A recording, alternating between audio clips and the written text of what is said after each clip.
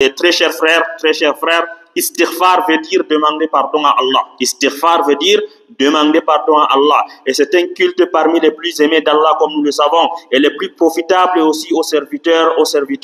Les plus profitables aux serviteurs, tant que le serviteur demeure dans ce grand culte, il demeure dans le cercle de la miséricorde de son Seigneur. Et c'est pour cela que le Coran en recommande abondamment. Et c'est pour cela que le Coran en recommande abondamment et de façon assidue aux serviteurs. Allah dit dans Surat Al-Baqarah, et implorer le pardon d'Allah, car Allah est pardonneur très miséricordieux. Et dans Surat Ali Imran, Allah dit, Allah faisant compliment à ses serviteurs, agréés auprès de lui, il dit à leur égard, et ceux qui cherchent le pardon à l'aube, parmi leurs caractères, qu'ils cherchent le pardon d'Allah à l'aube. L'istighfar est donc un moyen certain de se rapprocher d'Allah, et c'est pourquoi nous constatons dans le Coran que tous les prophètes en ont recommandé leur peuple de façon continuelle, comme moyen de leur réussite, et eux-mêmes les prophètes en étaient rattachés étroitement. Imam Bukhari nous rapporte ceci, nous rapporte cette parole du prophète. Le prophète sallallahu alayhi wa sallam dit, certes par Allah, je demande pardon à Allah et je me répands à lui plus de 70 fois par jour, dit le prophète sallallahu alayhi wa sallam. Et d'autre part, il dit, ô gens, répentez-vous à Allah et implorez son pardon. Moi-même, je me répands moi-même et implore le pardon d'Allah 100 fois par jour. Alors, chers frères, si cela a été le cas du prophète sallallahu alayhi wa sallam avec l'istighfar, alors que Allah subhanahu wa ta'ala l'a pardonné tous ses péchés, que devrait donc être notre cas? Nous, pécheurs, avec l'istighfar, avec la recherche du pardon d'Allah, certes, notre cas devrait être comme le recommande Al-Hassan al-Basri, l'un des Suleiman qu'Allah l'agrée, lorsqu'il dit, multipliez vos demandes de pardon, multipliez l'istighfar, c'est-à-dire multipliez vos demandes de pardon à Allah dans vos foyers, sur vos tables, sur vos chemins, vos marchés, vos assemblées, en tout lieu, car vous ne savez pas quand est-ce que le pardon d'Allah descendra.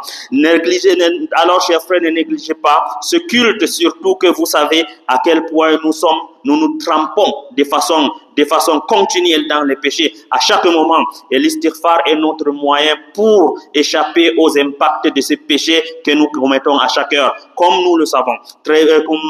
Allah a dit dans Surat An-Nisa, quiconque agit mal ou fait du tort à lui-même, quiconque agit mal ou fait du tort à lui-même, puis aussitôt implore le pardon d'Allah, trouvera Allah pardonneur et miséricordieux. Et dans le hadith Qudsi, Allah subhanahu wa ta'ala nous dit, ô fils d'Adam, si tu pêches, si tes péchés atteignaient le haut du ciel, et qu'ensuite tu me demandais pardon, je te pardonnerai. Ces deux textes nous font comprendre que les invocations du serviteur et ses demandes de pardon auprès d'Allah lui feront profiter le pardon d'Allah et sa miséricorde. Entre autres bienfaits et bénédictions dont nous citons quelques-uns en ce qui suit. 1. L'imploration du pardon d'Allah. L'imploration du pardon d'Allah est un moyen d'obtenir des richesses de ce bas monde et ses bienfaits, car c'est un moyen de se débarrasser des gênes, des angoisses, et aussi c'est un chemin qui mène à la satisfaction des besoins.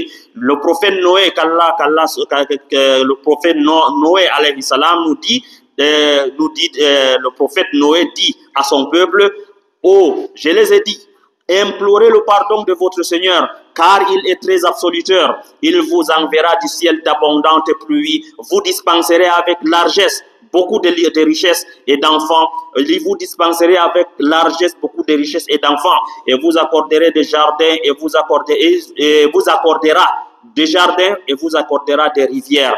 On apporte du messager d'Allah qu'il a dit, quiconque implore abondamment le pardon d'Allah, Allah lui procurera de tout souci un dénouement et de toute difficulté inissue, et lui apportera sa subsistance d'une manière inattendue. 2. L'istighfar est aussi une protection contre le châtiment d'Allah et de sa punition. Allah dit, mais Allah n'avait pas à leur faire subir le supplice alors que tu es parmi eux, et Allah n'avait pas à leur faire subir le supplice alors qu'ils imploraient son pardon. 3. Quiconque aura inscrit beaucoup d'istighfar dans son registre des œuvres, aura récolté la joie et la jouissance au jour de la résurrection. C'est là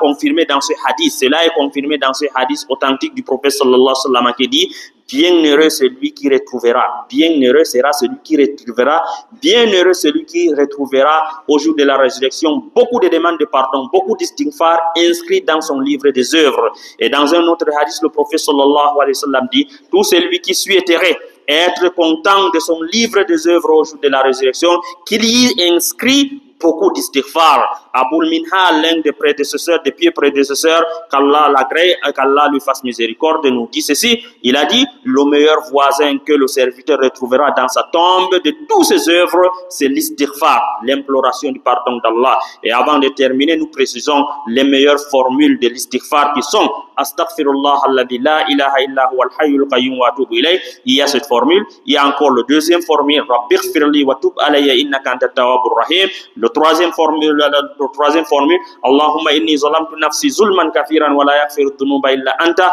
faghfir li maghfiratan min indika warhamni innaka antal ghafurur rahim. Et le quatrième, le plus valable parmi toutes ces formules, c'est le sayyidul istighfar. Allahumma anta rabbi la ilaha illa anta khalaqtani wa ana abduka ala ahdika wa wa'dika mastata'tu a'udhu bika min sharri ma sana'tu abu laka bi ni'matika alayya wa abu bi dhanbi faghfir li fa innahu la yaghfiru dhunuba illa anta. Qu'Allah nous pardonne nos péchés, qu'Allah nous pardonne nos péchés et nous guide sur le droit chemin, qu'Allah nous fortifie la foi et nous épargne des tentations des tentations du diable et les tentations de la vie. Qu'Allah subhanahu wa ta'ala nous garde en paix et nous bénit. Qu'Allah nous exauce nos prières du jour et du jour. Louange exclusive à Allah, Seigneur.